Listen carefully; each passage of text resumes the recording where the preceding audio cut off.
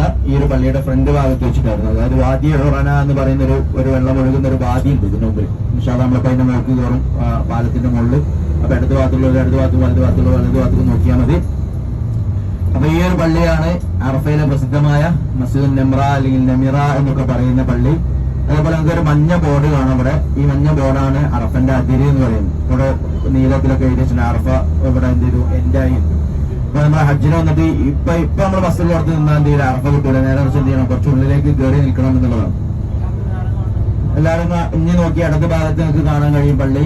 വലിയൊരു മദീനത്തെ പള്ളിയൊക്കെ പോലെ ഗംഭീരമായിട്ട് നീളത്തിലുള്ള ഒരു പള്ളിയാണ്. ഒരു 5-6 മിനാരങ്ങളോടുള്ള കുമ്പൊക്കെ ഉള്ള ഒരു പള്ളിയാണ്. ഈ പള്ളിന്റെ പ്രത്യേകത ഈ പള്ളിന്റെ പകുതി അറഫയിലും പകുതി പുറത്തുമാണ്. അതായത് മഞ്ഞ ബോർഡ് ഉണ്ടല്ലേ, അതാണ് അറഫന്റെ അതിൽ. അപ്പൊ ആ പള്ളിന്റെ കുറച്ച് ഭാഗങ്ങൾ ഇങ്ങോട്ടും അറഫയിലും ബാക്കി ഭാഗങ്ങൾ അറഫന്റെ പുറത്തുമാണ്. അതായത് ആ പള്ളിന്റെ ഫ്രണ്ട് ഭാഗത്ത് നിന്നാൽ എന്ത് ചെയ്യില്ല, അറഫ കിട്ടൂല എന്നാണ്. ഏതായാലും ഇതാണ് മസ്ജിദുൻ നമിറ എന്ന് പറയുന്ന അറഫയുടെ നമ്മളൊക്കെ ഹജ്ജിന് വരാന്നുണ്ടെങ്കിൽ നമ്മൾ നിസ്കരിക്കുന്ന പള്ളി. ഇനി നമ്മളൊരു പാലത്തിന്റെ മുകൾക്കാണ് കയറുന്നത് കേട്ടോ. രണ്ട് ഭാഗത്തേക്ക് നോക്കിയാൽ മതി.